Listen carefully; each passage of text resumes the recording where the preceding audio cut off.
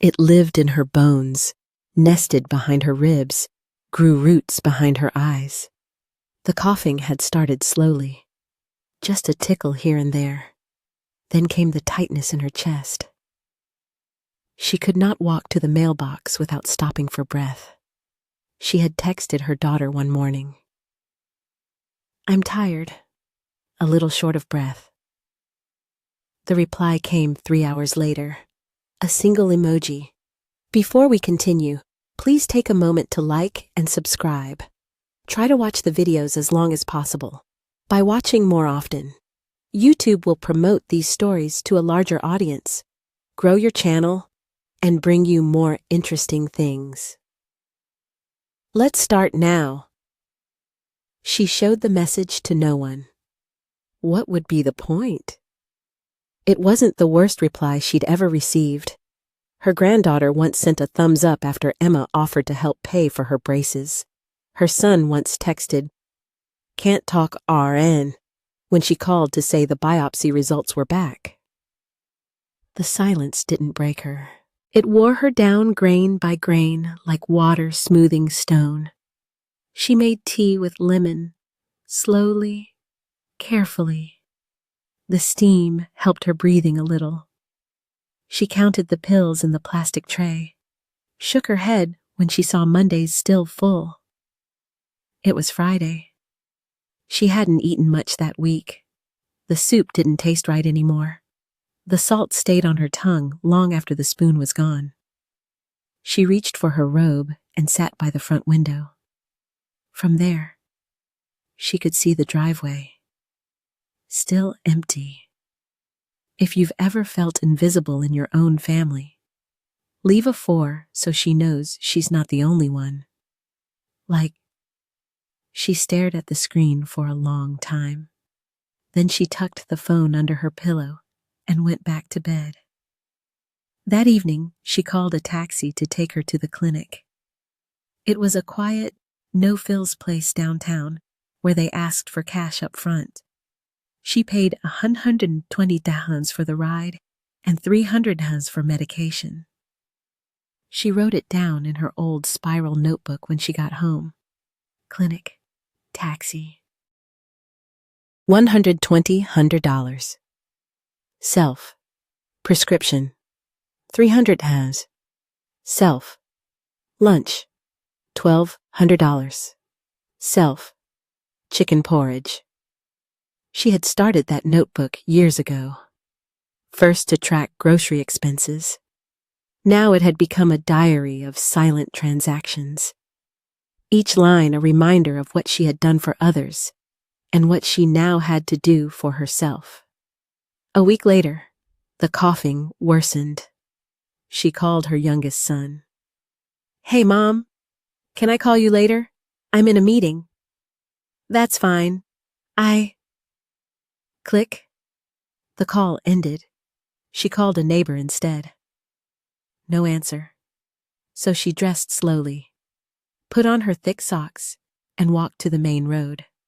The sun was too bright that day. Her vision swam. A few steps from the bus stop. Her legs gave out. She did not remember falling, only the cold of the concrete on her cheek, and then the sound of someone shouting her name, though she did not recognize the voice. When she opened her eyes, she was in a hospital bed. A woman sat beside her, brown hair and a ponytail, uniform wrinkled from hours of wear. She looked barely older than Bella. "You're awake," the woman said, smiling. "I'm Emily. You fainted near the pharmacy. I was getting coffee and saw you go down." Emma tried to speak, but her mouth was dry. "Do not worry," Emily added gently. "You're safe now." Over the next 2 days, Emily visited her on every break. She brought Emma warm broth, fluffed her pillows, even clipped her nails when she noticed they were too long. "You remind me of my grandmother," Emily said once. She was tough, too. On the 3rd day, a young man walked in during the afternoon rounds. He wore a white coat and glasses, a tired kindness behind his smile. "Mrs. Kingston, he said, checking her chart. I'm Dr. Miller. You gave us quite a scare. Did someone call my children? She asked, voice hoarse. Emily looked down. We did. Dr. Miller said gently. No one answered. We left messages. Emma nodded slowly.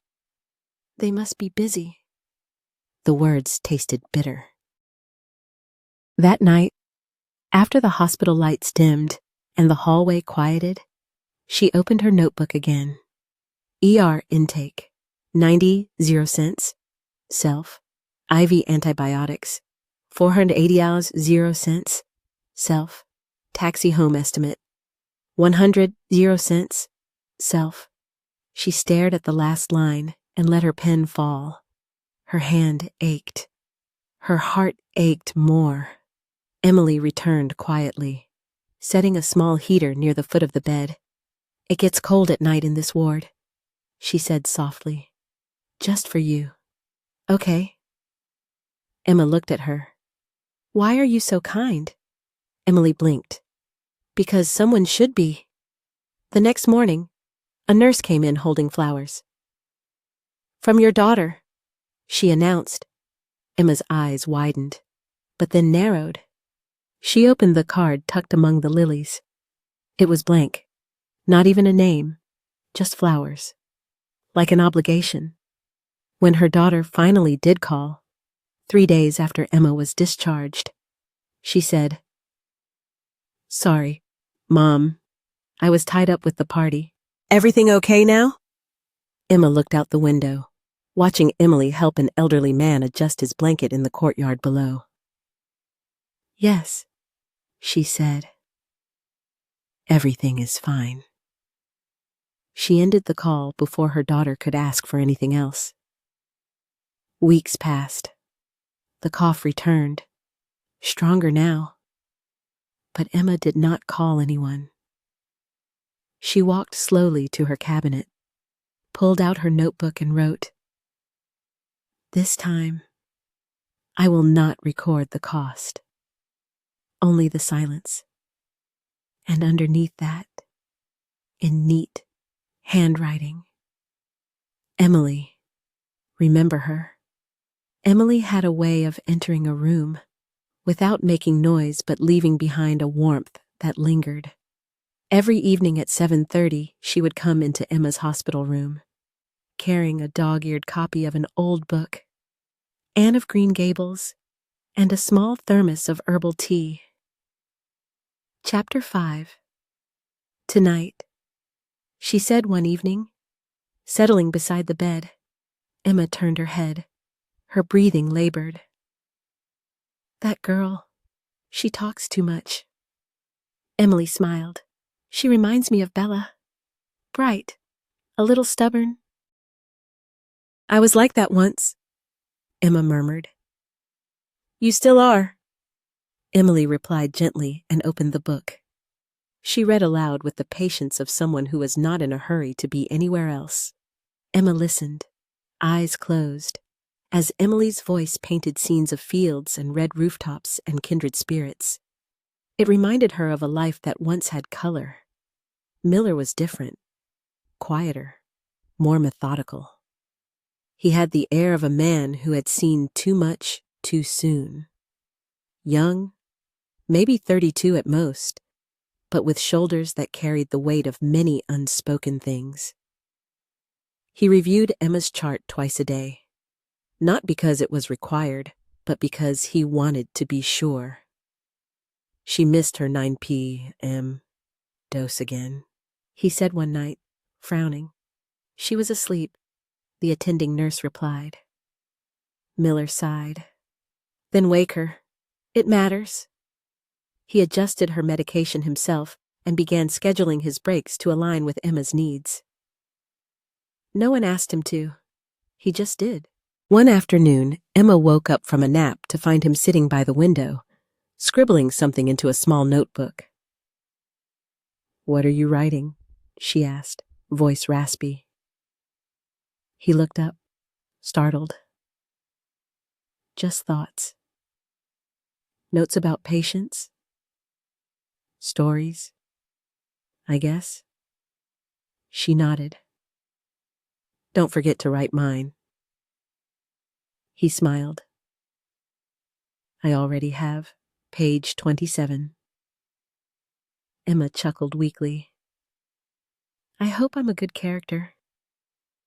He met her gaze. "You're the one that stays with the reader." Days passed like that. Quiet, slow, intimate in the way that only sickness and silence can be. Emily massaged her hands, filed her nails, brushed her thinning hair. Miller made sure no dose was missed, no symptom ignored. They did not hover. They were simply present. But not everyone saw it that way. One Monday afternoon, the door swung open with a force that rattled the Ave. "Stand." It was Linda, Emma's eldest daughter. She wore a tight suit and too much perfume, and her heels clicked sharply on the tile as she marched in. "What is this?" she snapped, eyes narrowing at Emily, who was gently feeding Emma a spoonful of soup. Emily stood slowly, napkin in hand. She was having trouble swallowing. I know what I saw," Linda interrupted. "This is inappropriate. She's not a child. She's not your charity case." "Linda," Emma said softly, "she's helping me. I can see that." Linda snapped, turning now to Emily. "What do you want?" "Huh? Hoping for a mention in the will? You think spoon-feeding her gets you a piece of the inheritance?" Emily's hands trembled slightly, but she kept her voice even. "I am just doing my job, ma'am. Well, your job is crossing the line." Before Emily could respond, "Dr. Miller stepped in. "Miss Kingston, may I speak with you outside?" Linda turned, bristling. "Are you part of this too? I am her physician, and I can assure you that everything being done here is in the best interest of your mother." "Then you better start documenting it," Linda hissed. "Because I'm calling hospital administration." The room felt 10 degrees colder after she left. Emily sat down slowly, her hands folded on her lap. Silent. "I'm sorry," Emma whispered. "She wasn't always like that." Emily shook her head. "It's okay. I've been yelled at before, but not like this." Emily looked at her, eyes soft. "No, not like this." The next day, a formal complaint was filed. The hospital's administration summoned both Emily and Dr. Miller for review. The claim: excessive personal involvement with the patient. She reads to me. Emma told the social worker, "That's not excessive. That's human." Still, protocols required investigation. "Should we stop?" Emily asked Miller outside the nurse's station. "No," he replied. "They can question our motives, but not our integrity." They both signed written statements. Miller provided his notes, dates, times, and medication logs. Emily listed every task she had done, each of them under standard care. The hospital chose not to pursue disciplinary action. But the shadow of suspicion lingered. Some nurses pulled away. Others whispered. Emily noticed the shift, but said nothing. Miller, too, became more reserved in the halls, but neither left. They kept showing up. Emily brought new books. Miller adjusted doses.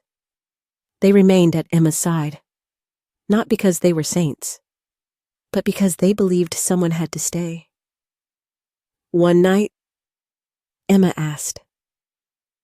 Emily sat at the edge of the bed, brushing a loose hair from Emma's brow. Because love doesn't always come from family, she said. Sometimes it comes from those who see you when others stop looking. Dr. Miller came in just after. Vital stable, he said, glancing at the monitor. Even with all the drama, Emily joked. He smiled faintly. Even with all the drama. Emma closed her eyes, her breath a little easier than the day before. For the first time in weeks, she felt something close to peace. In a world where she had been discarded by her own blood, these two strangers had remained. Not because they were paid, not because they wanted anything, but because kindness, real kindness, is its own reason. And in the end, that made all the difference. The hallway light cast a pale glow under the door, and Emma blinked into the dark. Her chest felt tight again, not from sickness this time, but from something heavier. Loneliness. Maybe. Realization. A grief not for death, but for life. Unloved. She sat up slowly, clutching the blanket around her thin shoulders, and reached for the phone beside her bed. Her fingers trembled as she dialed the number from memory. It rang twice before a voice, warm and precise, answered. Ms. Kingston, came the voice of Mr. Alden, her lawyer for nearly 20 years. I am awake, she whispered, and I have something I need to do before I die. A long pause. Tell me. I want to rewrite the will. She could hear his chair creak as he sat up. All right. Do you want to disperse by bloodline or asset? Neither, she said. Her voice grew steadier, stronger. I want to divide it by memory, by action, by who was there when I could not lift a spoon. There was a silence on the other end. Then, simply understood. She laid it out clearly.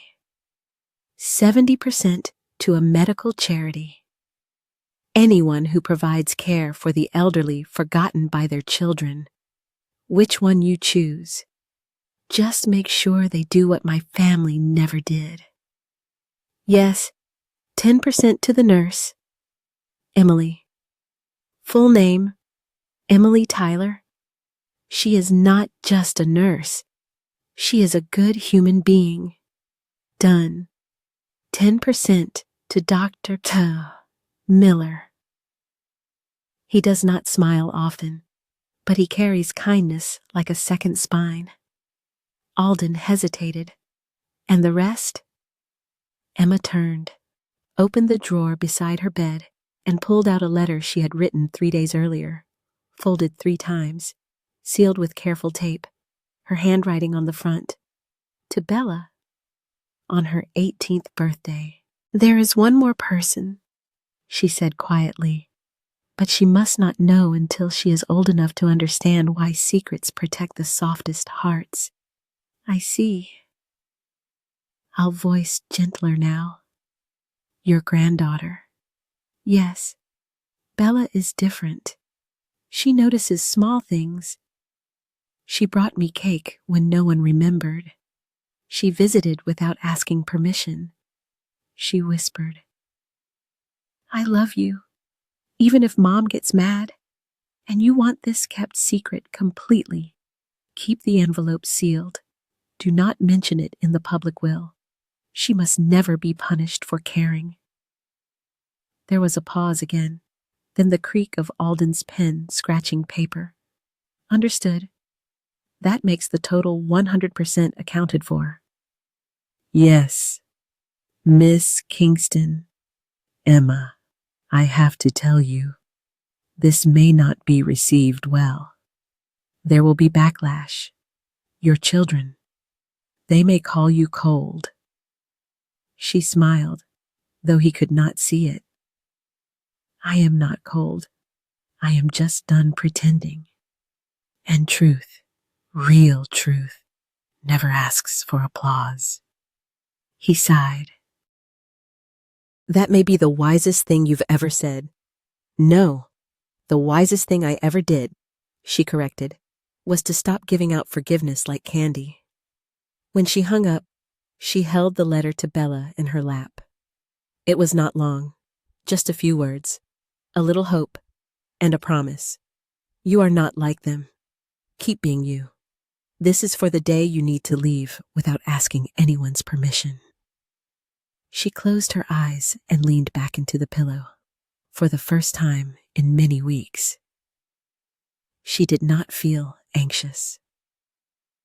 The fear that had clung to her, the fear of being forgotten, had finally loosened its grip.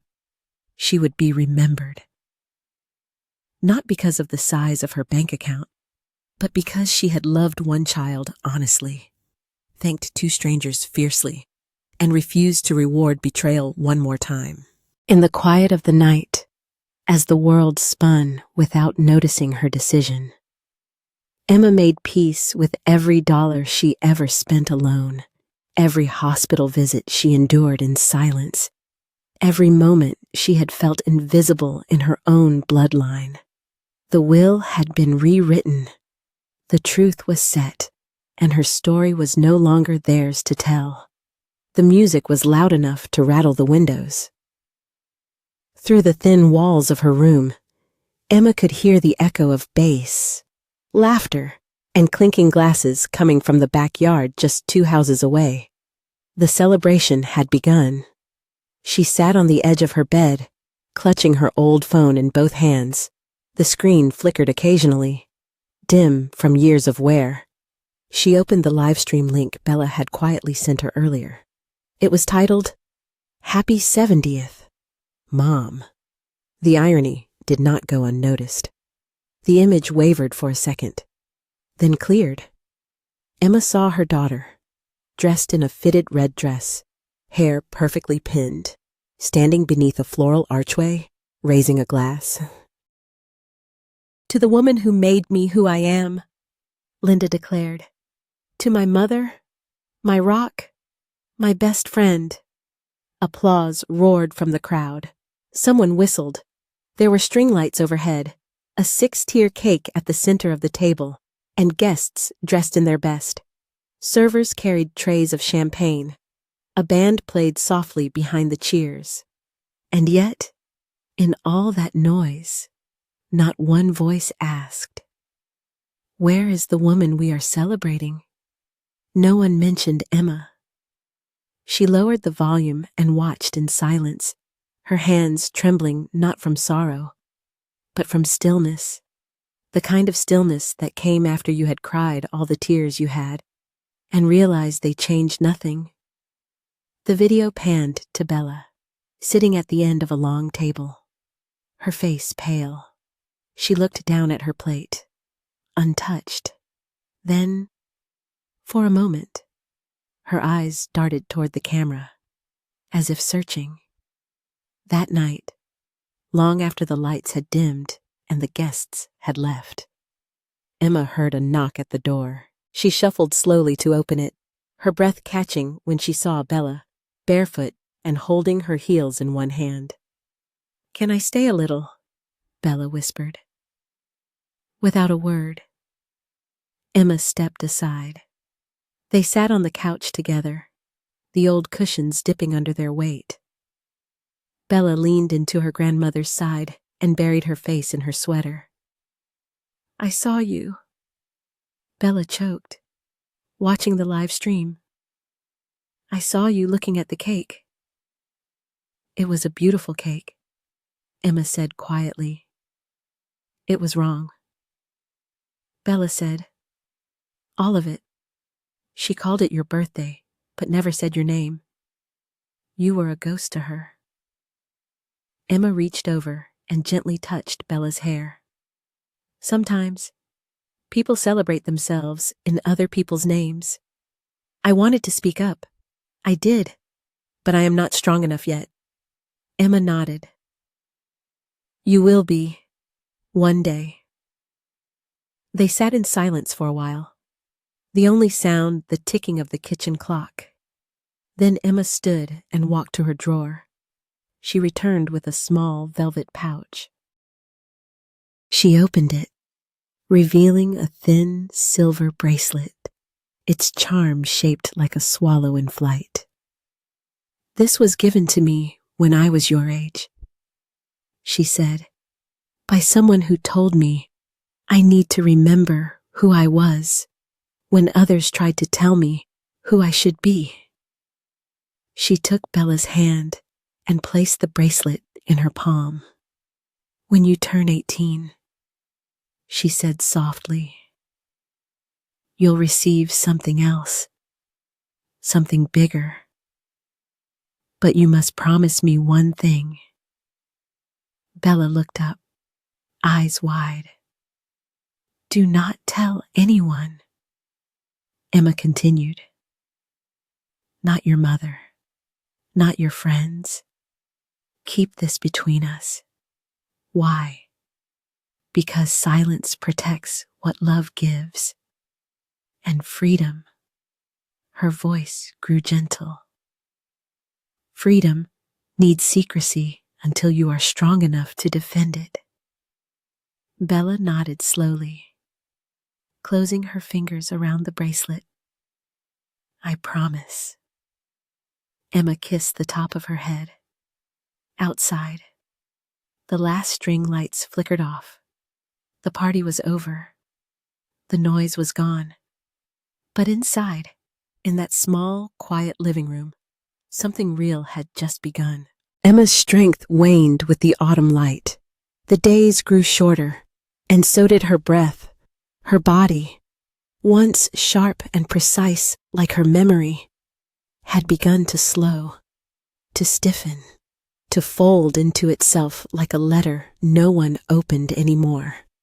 Emily noticed first. She needs quiet now, she said to Dr. Miller. Not machines, not IVs, just space to rest. Miller nodded. I'll write the transfer recommendation. I know a home that's quiet, respectful. They'll take her. By the end of the week, Emma was moved to a small private room in a care facility on the edge of town, one with lavender walls, hand-knitted blankets, and no television. Just birdsong from the windows and the occasional piano from the rec room downstairs. Emily came every evening after her shift to check in. Sometimes she brought flowers, other times just her presence. And once a week, usually just before sunset, Bella slipped in quietly through the garden gate, a hoodie pulled over her head and her backpack slung low. I brought jelly cups, she whispered one time, peeking in. Don't let the nurse see, Emma teased. They'll confiscate them. They'll have to fight me. They giggled like conspirators. These visits were brief, tender, and full of unspoken things. Bella never stayed long.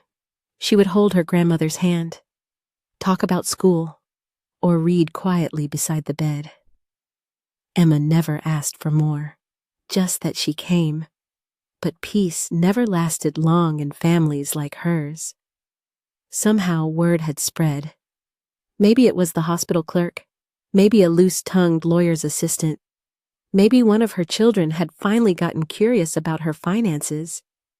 But within days, the calls began. At first, they were hesitant. Mom, just checking in. How are you feeling? Then came the guilt. We should visit, as a family. Maybe bring some food. We miss you. And finally, the panic. Did you really change the will? Why did someone pressure you? You weren't thinking clearly, were you? She did not answer any of them. She let the messages pile up in her voicemail, their voices growing more frantic by the hour. Then one afternoon, she heard it. Footsteps racing down the hall. followed by raised voices at the front desk. "Let me see her. That's my mother. It was Linda." The door to Emma's room remained closed. From inside, she could hear the muffled sobs, the banging on the hallway wall. "Mom, can you change your will? For me. For us. You can't leave us like this." There was a pause, then the sound of the nurse gently intercepting. "I'm sorry. She's resting. She asked not to be disturbed. Tell her we still love her.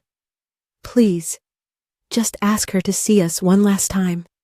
Inside the room, Emma's eyes remained closed. She did not cry. She did not stir. When the nurse entered quietly and repeated the daughter's message, Emma opened her eyes and spoke calmly. "Tell her," she said, "that I did rewrite something once. Not the will. My trust. And that trust is now where it belongs." The nurse hesitated. "Would you like to say it yourself?" "No. She won't hear me. She'll only hear what she wants." That night, as the sun set over the quiet hills, Emma looked out the window at the soft pink clouds. Bella had just left, leaving behind a folded paper crane on the nightstand. Emma reached for it, held it to her heart, and whispered, "Some things are too late to fix, but not too late to protect." The morning of Emma's funeral arrived gray and muted, as if the weather itself had agreed to be quiet. There was no printed program, no slideshow, no exaggerated eulogies read by unfamiliar voices, just a modest pine casket, a small circle of chairs, and a faded notebook placed gently on top, its cover soft from years of use. No music played, no one cried loudly. Most of the mourners were staff from the care home, and a few older neighbors who remembered Emma from her walks to the corner store. Her children arrived late. Linda wore dark sunglasses, though the sky was overcast. Her brothers stood stiffly behind her, looking around as if surprised at the lack of crowd. "There's no podium," one of them asked the director. "No flowers. She wanted it this way," the director replied softly. "Quiet. Simple. No speeches." There was murmuring, a few exchanged glances, but no objections. After a short silence, Mr. Alden stepped forward. The lawyer, dressed plainly in a navy suit, held a leather folder in one hand and a sealed envelope in the other. "If I may," he began, his voice calm, unwavering. "Per Mr. Kingston's written request, I have been asked to read a portion of her final testament aloud." The chairs creaked as the family leaned in. Alden opened the folder and cleared his throat. She wrote, "On the day of my 70th birthday, I was not invited to my own celebration. I watched through a screen as others raised glasses in my name, while I sat alone with no chair at the table.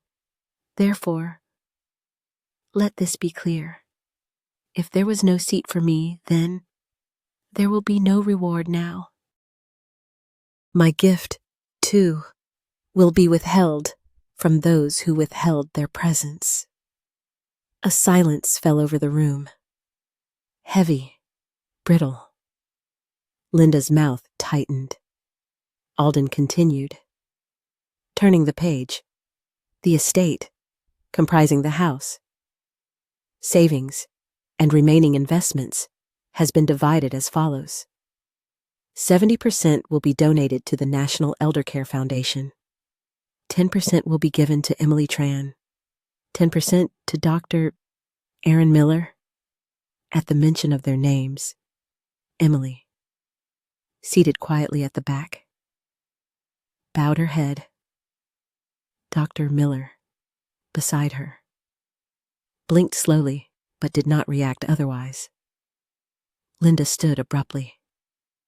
This is outrageous. She was manipulated. She was clear. Alden interjected calmly. The will was updated over a year ago, legally certified with witnesses. She was of sound mind. But were her children? She addressed that as well. Alden held up another page. My children will not receive inheritance for the same reason one does not water a plant that never grew roots. Presence, not blood, defines legacy. The silence that followed was colder than the wind. After a moment, Alden gently placed the sealed envelope on the casket. His voice softened.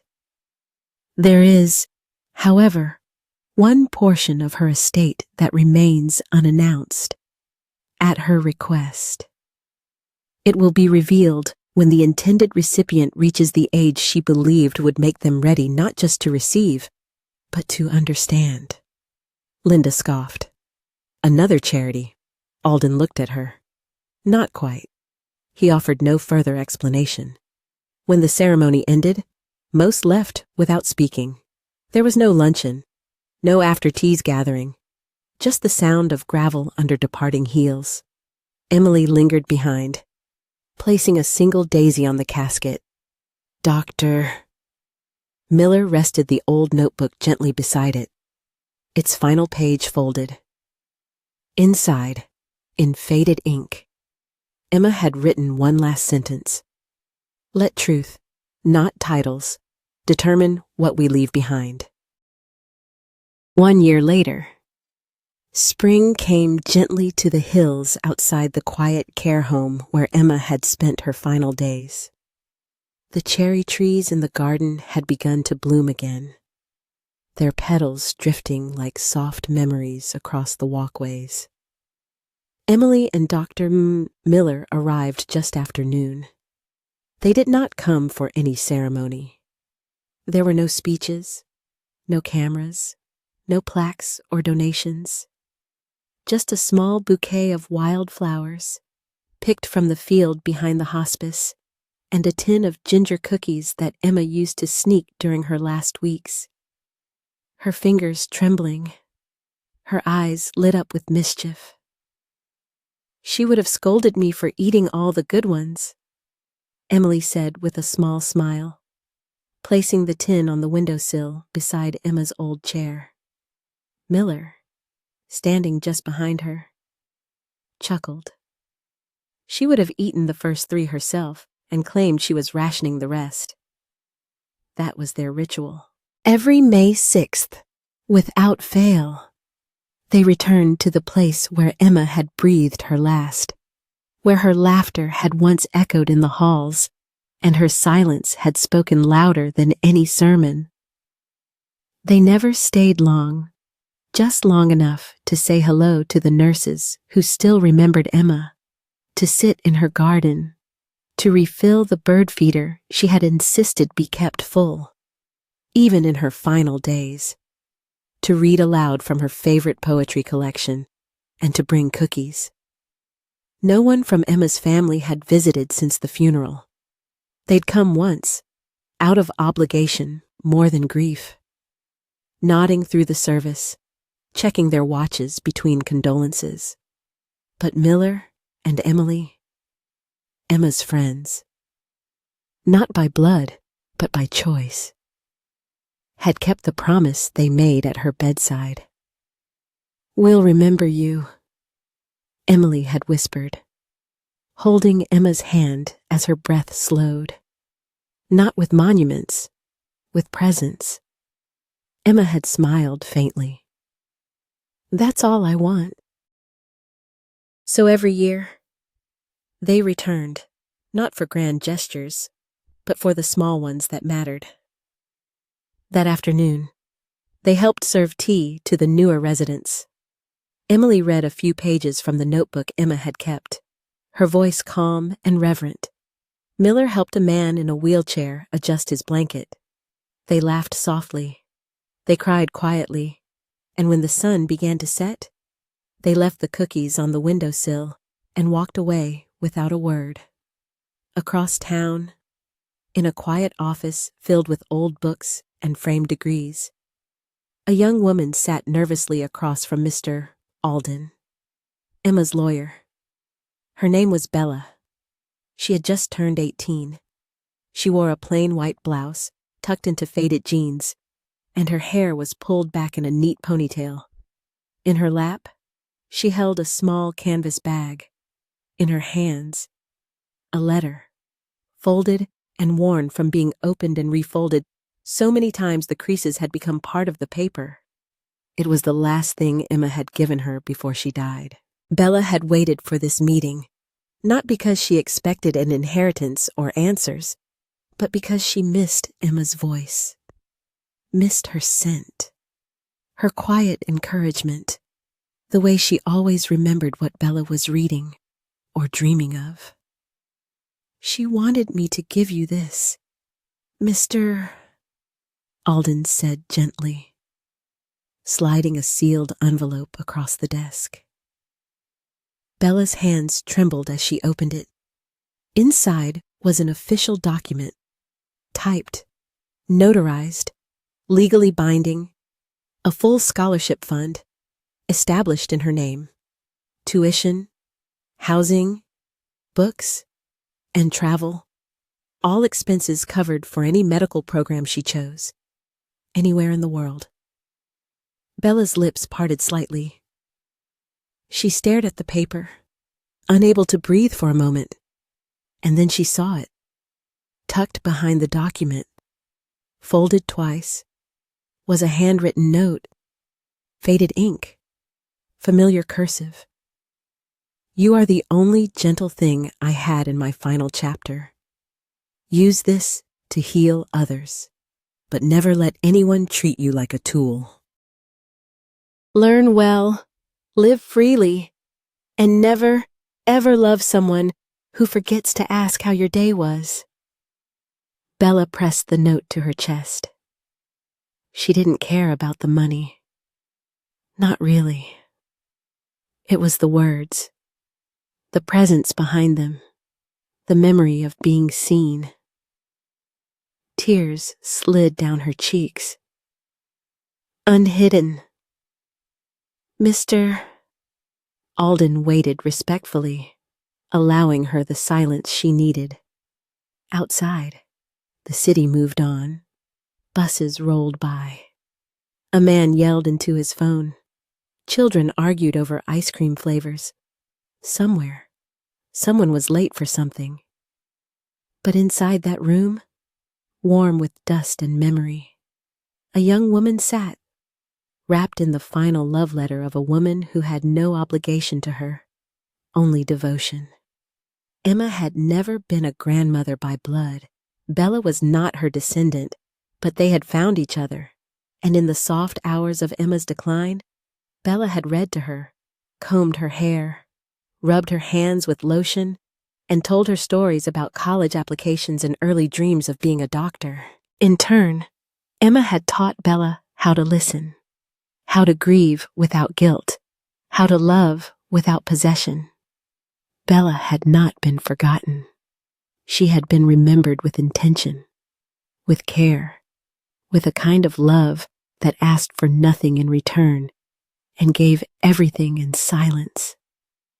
When Bella stepped out into the street, the light was golden.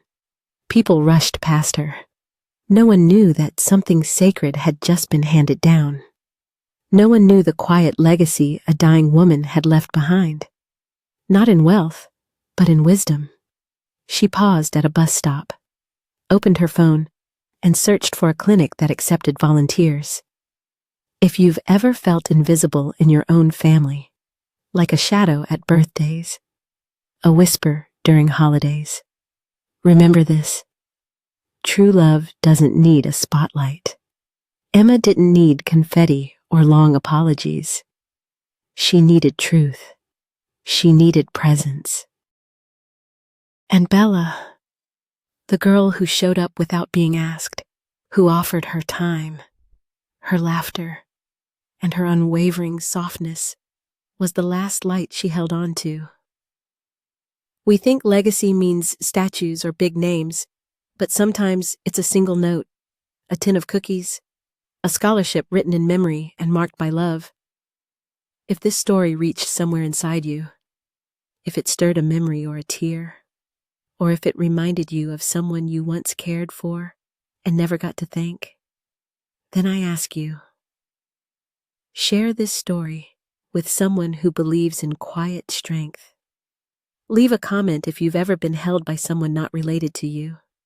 Subscribe to Incredible Love Stories, where silence speaks, kindness remembers, and even the softest hearts leave the loudest legacy.